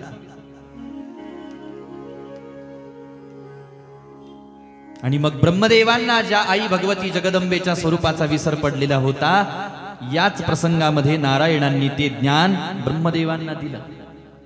ब्रह्मदेवांच्या लक्षात आलं की आपल्या साऱ्या ब्रह्मांडाला आधार, आम्हा त्रिदेवतांचा आधार तर भगवती जगदंबा आहे. आणि याला प्रमाण नारायण आहे. नारायण म्हणतात की मी जर का ती जगदंबा जर का सत्वगुणाच्या किंवा सात्विक शक्तीच्या माध्यमातून मला प्राप्त झाली नसती तर मी जगताचं पालन करू शकत नाही. रजोगुणात्मिका सरस्वती तुम्हाला प्राप्त झाली नाही तर तुम्ही जगताची निर्मिती करू शकत नाही. तमोगुणात्मिका महाकाली जर का महादेवांजवळ नसली तर महादेव काही करू शकत नाही. शक्तीचं अधिष्ठान त्रिदेवतांना घ्यावं लागतं किंवा त्रिदेवतांसाठी आहे. म्हणून मी तिचं ध्यान करतो, तुम्ही सुद्धा तिचं ध्यान करा. ब्रह्मदेवानी नारदांना तेच सूत्र सांगितलं आणि आज नारद तेच सूत्र वेदव्यासजी महाराजांना सांगतात की वेदव्यासजी महाराज, तुम्ही सुद्धा त्या आई भगवती जगदंबेचीच उपासना करा. पण एक गोष्ट सांगतो, तुम्ही त्या एकटीची उपासना करू नका.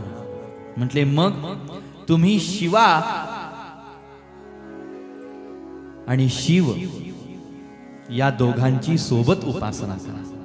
शिवा म्हणजे ती भगवती जगदंबा पार्वती आणि शिव अर्थात महादेव. तुम्हाला पुत्र प्राप्त करून घ्यायचा असेल तर या दोघांची तुम्हाला उपासना, ध्यान, धारणा करावी लागेल. अनुष्ठान करून, नामगायन करून त्यांना प्रसन्न करून घ्यावं लागेल. नारदांनी प्रेरणा दिली. नारदजी महाराज आपल्या धामाकडे निघून गेले. इकडं वेदव्यासजी महाराज उंच हिमालयाच्या शिखरावरती येऊन पोहोचले आणि आनंदामध्ये आपले सकल इंद्रिय ताब्यामध्ये घेऊन आपल्या सकल इंद्रियांच्या माध्यमातून भगवान शंकर आणि भगवती उमादेवीची उपासना करायला लागले, स्तुती गायन करायला लागले. कैलास राणा शिवचंद्र मोळी, कैलास राणा शिवचंद्र मोळी, कैलास राणा शिवचंद्र मोळी, कैलास राणा शिवचंद्र मोळी. फणींद्र माथा भ्रुकुटी झळाळी, फणींद्र माथा भ्रुकुटी झळाळी, कैलास राणा शिवचंद्र मोळी, कैलास राणा शिवचंद्र मोळी, कैलास राणा शिवचंद्र मोळी. कारुण्य सिंधू भवदुःखहारी, कारुण्य सिंधू भवदुःखहारी, तुझे शंभो आम्हा कोण तारी.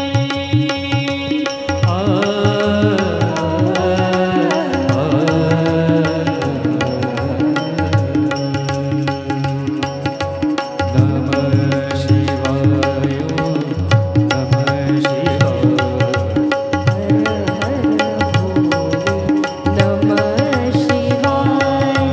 नमः शिवाय,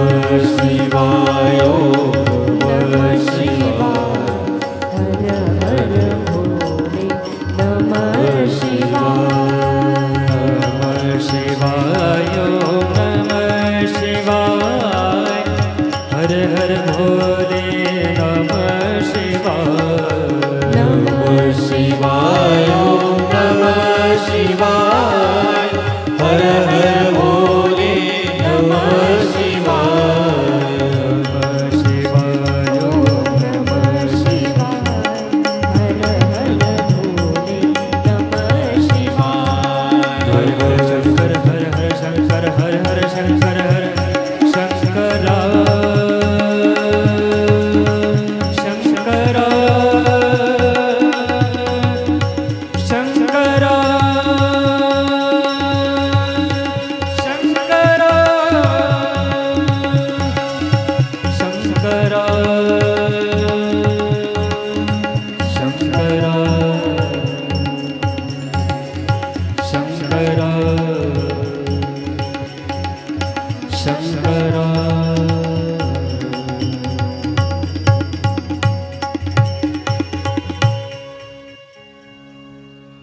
वेदव्यासजी महाराज भगवती जगदंबेचा धावा, महादेवांचा धावा करायला लागले. वेदव्यासजी महाराजांची प्रार्थना भगवंतांनी ऐकली आणि भगवान सांब सदाशिव या प्रसंगामध्ये वेदव्यासजी महाराजांसमोर प्रकट झाले, प्रसन्न झाले. व्यासा वरम गृह्यात, वर घे माझ्याकडून. कशासाठी मला प्रसन्न केलेलं आहेस? वेदव्यासजी महाराजांनी आपली इच्छा भगवान शंकरांसमोर व्यक्त केली की भगवंता, मला पुत्र प्राप्त झाला पाहिजे अशी माझी इच्छा आहे. तुमची कृपा माझ्यावरती जर झाली, जगदंबेची कृपा जर का माझ्यावरती झाली तर मला पुत्र प्राप्त होईल असं नारदांनी मला सांगितलं. म्हणून तुम्ही तुमची कृपा माझ्या पदरामध्ये अर्पण करा आणि मला पुत्र दान करा. भगवान शंकरांनी आशीर्वाद दिला, जगदंबेने आशीर्वाद दिला की काही हरकत नाही वेदव्यासजी महाराज, की तुम्हाला पुत्र पाहिजे आहे, पुत्र होऊन जाईल म्हटले तुम्हाला. जो तपस्वी असेल, जो जन्मतःच विरक्त असेल, जो परम ज्ञानी असेल, अत्यंत मननशील अशा प्रकारचा मुनी असेल, अशा प्रकारचा शुद्ध सत्वगुणाने युक्त पुत्र तुम्हाला प्राप्त होईल असा मी तुम्हाला वरदान करतो. भगवान शंकरांकडून वर प्राप्त करून घेतला आणि वेदव्यासजी महाराज आपल्या आश्रमाकडे वाटचाल करायला लागले. एवढ्या वेळामध्ये इकडं शौनकांनी सूतजी महाराजांना प्रश्न विचारला. थांबा म्हटले महाराज, व्यास येत राहतील म्हटले तिकडून, पण आता तुम्ही बोलता बोलता आम्हाला एक गोष्ट सांगितली की भगवान शंकरांना, भगवान नारायणांना हयग्रीव अवतार घ्यावा लागला. आता ते वाक्य आमच्या कानावर आल्यामुळं आम्हाला त्या अवताराच्या संबंधातली कथा ऐकायची इच्छा झाली. तो हयग्रीव अवतार का घ्यावा लागला म्हटले, त्याच्या पाठीमागचं कारण आम्हाला सांगा. आम्ही असंही ऐकलं, याच पूर्व कालावधीमध्ये हा अवतार होण्याच्या अगोदर भगवान विष्णूंच्या मस्तक धडावरची मान कापल्या गेली, नारायणांची मान. याच्या पाठीमागं काय कारण घडलं आम्हाला सांगा. सूतजी महाराज वर्णन करायला लागले की पूर्व कालामध्ये हजारो वर्ष नारायणांनी असुरांसोबत युद्ध केलं. हजारो वर्ष. आणि एवढे हजारो वर्ष असुरांसोबत युद्ध केल्याचा परिणाम असा झाला की नारायण थकून गेले. ज्या वेळेला युद्ध संपन्न झालं त्यावेळेला नारायण एका समतल अशा प्रदेशामध्ये येऊन पोहोचलेले आहेत जिथं कोणतेही इतर अन्य जीव त्यांना त्रस्त करणारे नाहीत. कारण नारायणांच्या अंतःकरणावरती आता योग निद्रेचा प्रभाव व्हायला लागला. याचा अर्थ सामान्य भाषेमध्ये नारायणांना झोप यायला लागली. थकून गेले, युद्ध झालं, एवढं हजारो वर्ष युद्ध केलं अखंड, मग नारायणांना थकवा आला. श्रमाचा परिणाम काय होतो, माणसाला झोप येते. पण झोप नुसती कष्ट केल्यानेच येते असं नाही. नारायणांचा विषय थोडा बाजूला राहू देऊ, आपला विषय करू. कधी कधी बऱ्याच माणसांना तुमच्या माझ्यासारख्या कष्ट न करता सुद्धा झोप येते. कोणी म्हणेल रात्री पण झोपू नये का?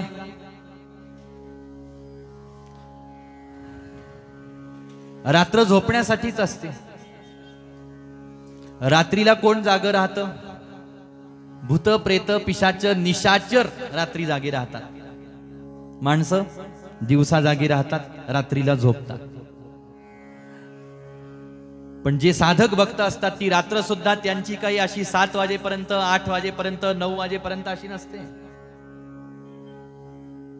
सूर्योदय झाल्यानंतर विश्रांतीचा काळ सुरू होतो ते पहाटे 2 वाजेपर्यंत, 2:30 वाजेपर्यंत, फार 3 वाजेपर्यंत. त्याच्या पुढे रात्र नसते.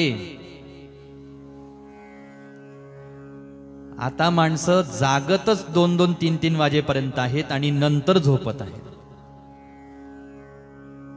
आणि उठायचा वेळ मग 11, मग 12 असं चाललंय. सगळ्यांचंच असं आहे असं मी म्हणत नाही. जाऊ द्या, तो विषय सोडून देऊ आपण बाजूला, कारण मी पण झोपतोच महाराज. तर पहा, आपल्याला जी झोप येते ही झोप काही बऱ्याच वेळेला कष्ट केली याच्या परिणामाने येत नाही. बऱ्याच वेळेला झोप ही तमोगुणाच्या आधिक्याने सुद्धा येते. आळस कशाचं प्रतीक आहे? आळस येतो आपल्याला सतत. हा आळस तमोगुणाचाच एक भाग आहे महाराज. ज्याच्या शरीरामध्ये तमोगुण अधिक वाढलेला आहे त्याला आळस येतो. पण ज्याचा सात्विक गुण वाढलेला आहे ना, तो कधी काम करून सुद्धा थकत नाही. त्याला काही सांगा, तो अखंड सचेत जागृत अवस्थेमध्ये. थोडी झोप घेतलो पुन्हा सचेत होऊन जातो, पुन्हा ताजा तवाना. आणि जो आळशी व्यक्ती आहे, तमोगुणाने ग्रासलेला आहे, तो म्हणतो अरे बाबा मी रात्री पण झोपलो म्हटले 12 तास, आत्ता पोटात पडलं तरी मला झोप यायला लागली. आणि तुम्हाला खरं सांगू का, मला दुपारची झोप घेतल्याशिवाय काही चैन पडत नाही. मला म्हणजे माझं सांगत नाही मी, जरी झोपत असलो तरी माझं सांगत नाही मी तुम्हाला, त्या माणसाचं सांगतो. असं होतं म्हटले. पण आज नारायणांना सुद्धा योग निद्रा ग्रासायला लागली. याला कारण नारायणांवरती तमोगुणाचा प्रभाव झाला असं नाही, श्रम तर जगदंबेला सुद्धा झाला. कधी म्हटले अगं तू पण थकलीस ना ग.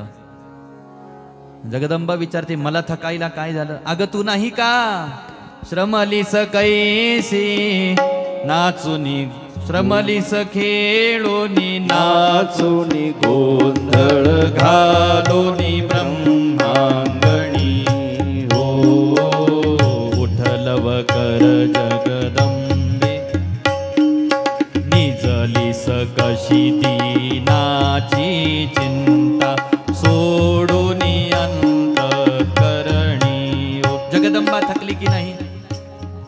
काय कारण जगदंबेला थकायला? नवरात्र झाले की सगळे भक्त म्हणतात आता आमची देवी जगदंबा विश्रांती घेते आहे, आता उठेल कोजाग्रती पौर्णिमेला महाराज आणि मग पुन्हा. पण ही थकली ना, हिला थकायला बरेच कारण घडले. त्यातल्या काही कारणांचा उल्लेख विष्णुदासजी महाराज. श्रमलीस खेळूनी नाचुनी गोंधळ घालूनी ब्रह्मा. आणि ही ज्या वेळेला गोंधळ घालते ना, आपण मंडपात गोंधळ घालू शकतो महाराज, पण ही ज्या वेळेला नाचते, ही ज्या वेळेला गोंधळ घालते, त्यावेळेला हे सारं ब्रह्मांड तिचं अंगण असतं. हे ब्रह्मांड सुद्धा तिला नाचायला कमी पडतं. असा तिचा आवेश, असं तिचं नृत्य महाराज, असा तिचा गोंधळ. निजलीस कैसी दिनाची चिंता सोडोनी अंतःकरणी हो उठलव कर जगदंबे त्रैलोक्याची तू स्वामिनी विधी हरिहर अज्ञानी पूर्ण ज्ञानी तू शहनी समर्थ परमेश्वरी तू अनंत ब्रह्मांड नायकी हो विपुल दया घन गरजे तव हृदयांबर श्री रेणुके हो पळभर नर मोराची करुणा वाणी आयके हो पळभर नर मोराची वाणी आयके. ती पण झोपली. मग भक्तांनी तिला पाहिलं, अगं अशी कशी झोपली ग तू? या भक्ताची तुला काही चिंता आहे की नाही? तू जर का झोपली तर आमचाच प्रतिपाळ, आमचा सांभाळ कोण करेल? निजलीस कशी दीनाची चिंता सोडून दिली म्हटली, म्हणून उठवलं सुद्धा जगदंबेला. असाही भाव. आज नारायणांना योगनिद्रेनी ग्रासलं. माणसाला झोप आली की अशी जागा मनुष्य शोधतो जिथं त्याला कोणीही त्रास देणार नाही, त्रस्त करणार नाही, आवाज येणार नाही कानावर. नारायणांनी सुद्धा विचार केला, आता बस झालं, फार या युद्ध करत बसलो असुरांसोबत, फार वैताग दिला म्हटले यांनी. आता एकांत प्रदेशामध्ये आले, जिथं अगदी समतल प्रदेश आहे, कोणता जीव तिथं नारायणांच्या योग निद्रेमध्ये बाधा आणणारा नाही. आता साहजिक वैकुंठ लोकात नारायण नाही नसता, मग तिथं तर शेषाची शय्या आहे महाराज. आले की मस्त लक्ष्मी आई साहेब चरण सेवा करायला तत्पर. इथं नारायण एकटे, पडायला काही नाही, टेकायला काही नाही. राक्षसांना मारायला धनुष्य घेऊन आले होते सोबत. तो धनुष्य खाली ठेवला, त्याची जी दोर असते त्या दोरीवरती नारायणांनी आपली मान टेकवली. अल्लाह टेकन झालं मानेला. आणि जसंच मान टेकवली, नारायणांचा डोळा लागला, म्हणजे योग निद्रेनी ग्रासलं, झोप लागली सामान्य भाषेत असं समजू. एवढ्या वेळामध्ये काही इकडं देवतांना याच कालावधीमध्ये एक यज्ञाचं महाअनुष्ठान आयोजित केलं गेलं. आता त्या यज्ञानुष्ठानासाठी नारायणांची आवश्यकता देवतांना पडली, म्हणून सगळ्या देवता वैकुंठ लोकामध्ये येऊन पोहोचल्या. इंद्रादिक देवता पाहिला लागल्या वैकुंठामध्ये, तर नारायण नाहीच, सुना पडलेला आहे वैकुंठ लोक. देवतांनी ध्यान लावलं, चला आता पहा एवढ्या सगळ्या ब्रह्मांडामध्ये नारायण कुठं गेले कुठं गेले कुठं गेले. यांनी ध्यान लावलं. ध्यानात यांना कळालं, अरे हे तर सगळ्यांना सोडून गुपचूप एकांतात जाऊन मस्त विश्रांती घेत आहेत. म्हटले चला यांना उठवू. येऊन पोहोचले तिथं नारायणांना खरोखर गाढ निद्रा लागलेली आहे.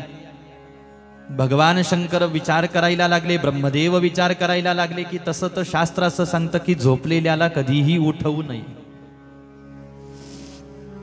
कारण तेवढ्याच वेळ तो परम सुखामध्ये असतो. परम जरी नसला तरी सुखात असतो. थोडं वाक्य चुकलं माझं.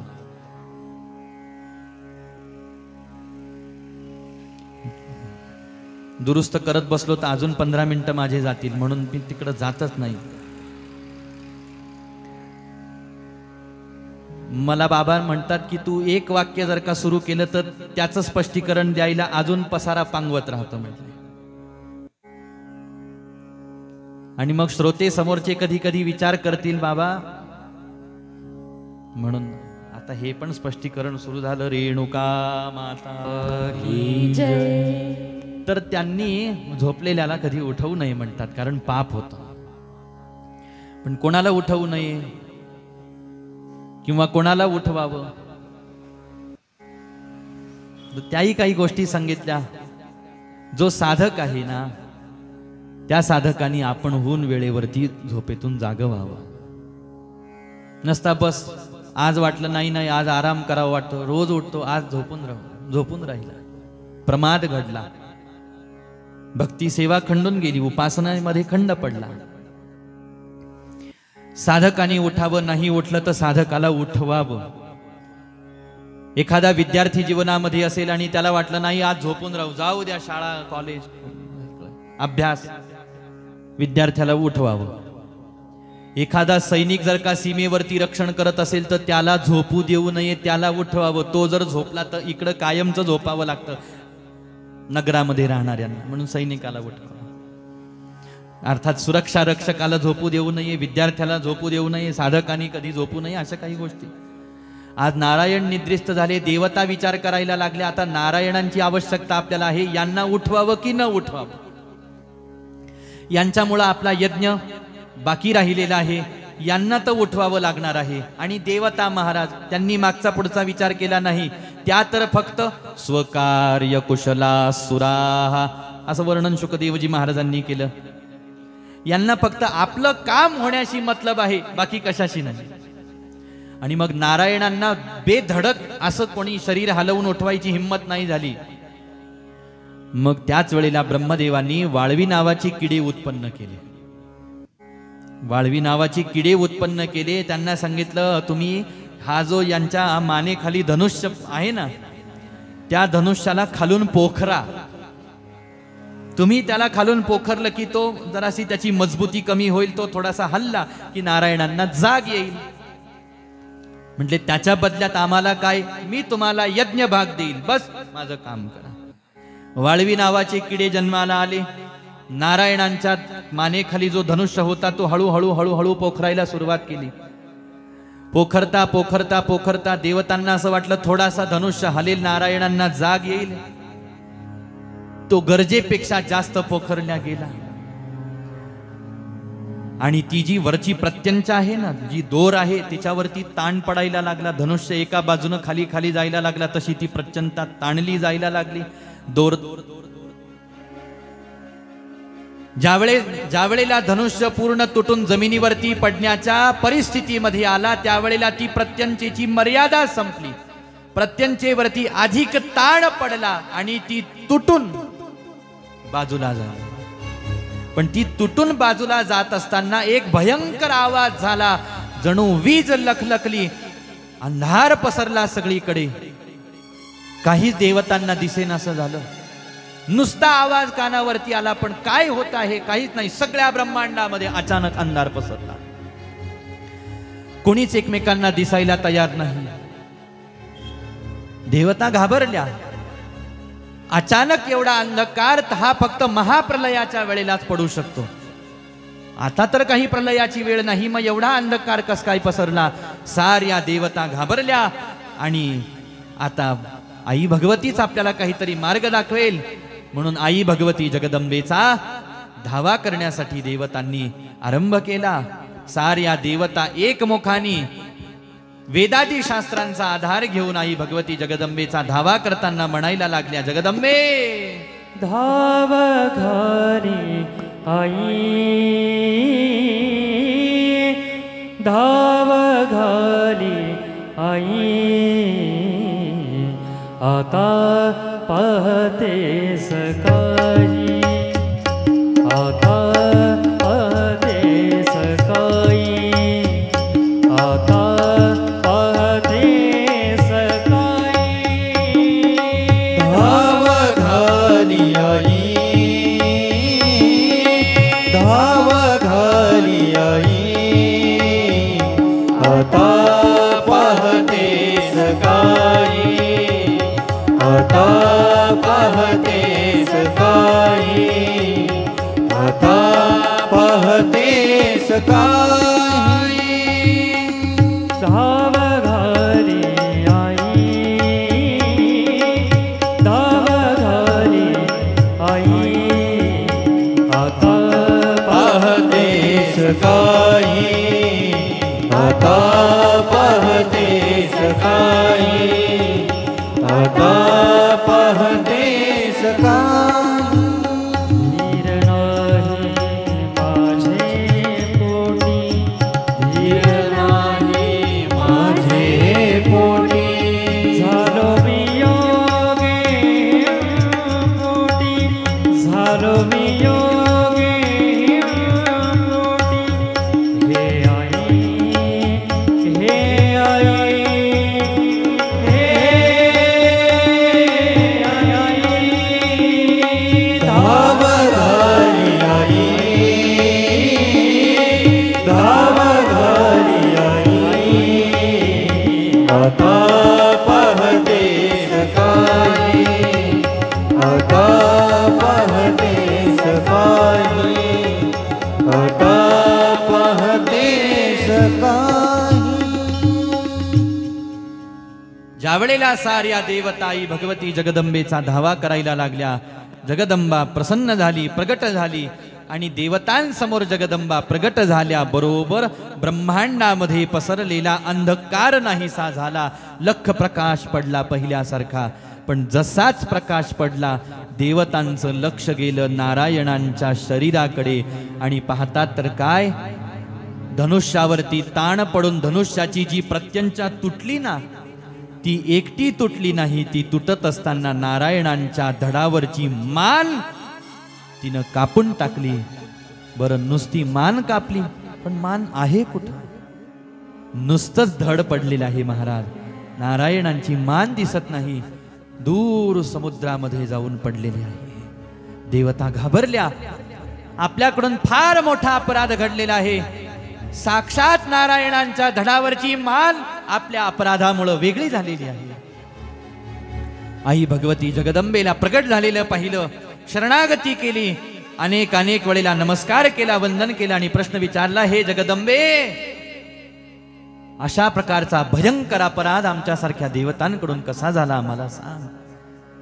अगं तूच या जगताची सारी पालन करती आहेस, जगताला धारण करणारी आहेस, जगतामध्ये घडणाऱ्या साऱ्या घटनांचं मूळ कारण तर तूच आहेस जगदंबे.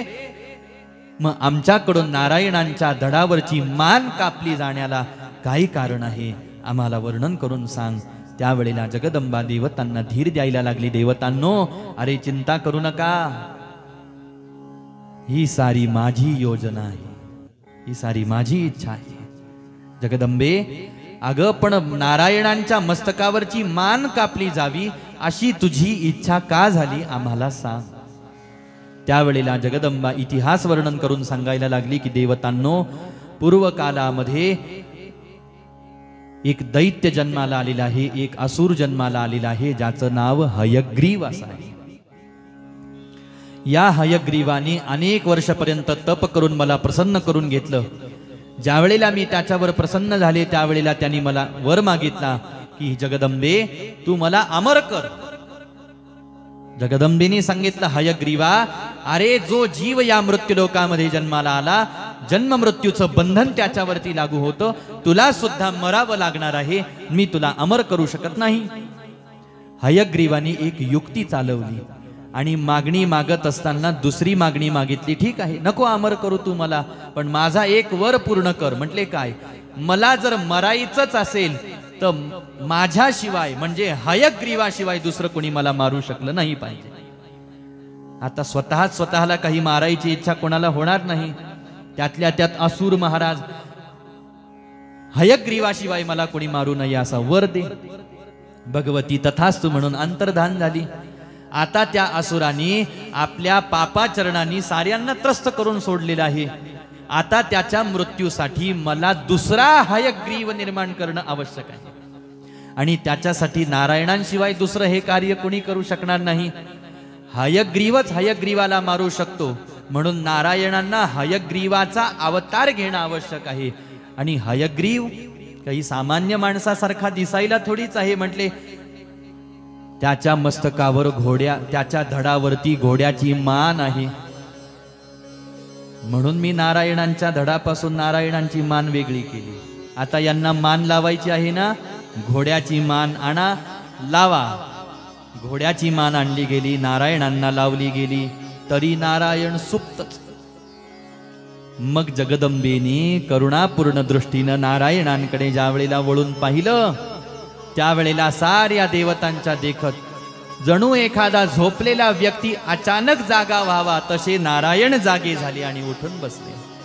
जगदंबेला समोर प्रकट झालेलं पाहिलं, जगदंबेला वंदन केलं, नमस्कार केला आणि नारायणांना आदेश केला. जगदंबेनी, नारायणा, आता मी तुम्हाला हयग्रीव अवतार दान केलेला आहे, तुम्ही आता हयग्रीवाचा वध करा. आणि येऊन पोहोचले ज्या प्रदेशामध्ये हयग्रीव आहे त्या ठिकाणी हयग्रीवासोबत घनघोर अशा प्रकारचं युद्ध नारायणांनी संपन्न केलं. आणि आई भगवती जगदंबेच्या कृपाशीर्वादाचा परिणाम असा झाला की त्या मातलेल्या हयग्रीवाचा हयग्रीव रूपी नारायणांनी वध करून टाकला. देवता प्रसन्न झाल्या, जगदंबा प्रसन्न झाली, माणसं पुन्हा एक वेळेला सुखी झाले. म्हटले तुम्ही मला प्रश्न विचारला, मान का कापली गेली, हयग्रीव अवतार का घ्यावा लागला, ते मी तुम्हाला सांगून झालेलो आहे. आता म्हटले आता आम्हाला ऐकायचं आहे अजून एक, की बोलता बोलता तुम्ही सांगितलं की नारायणांच्या कानातल्या मळापासून मधु आणि कैटभ नावाचे दैत्य जन्माला आले. ते कसे जन्माला आले, त्यांनी जन्माला येऊन काय केलं, त्यांचा नाश कसा झाला आम्हाला सांगा. आणि मग सांगा की व्यासांना पुत्रप्राप्ती कशी झाली. आता ते कसं सांगतात आपणही श्रवण करू. 15 ते 20 मिनिटाच्या विश्रांतीनंतर या ठिकाणावरती देऊ आजच्या पहिल्या सत्राला पूर्णविराम. रेणुका माता की जय. आनंदीवाचा उदयोस्तु बोल भवानी की जय.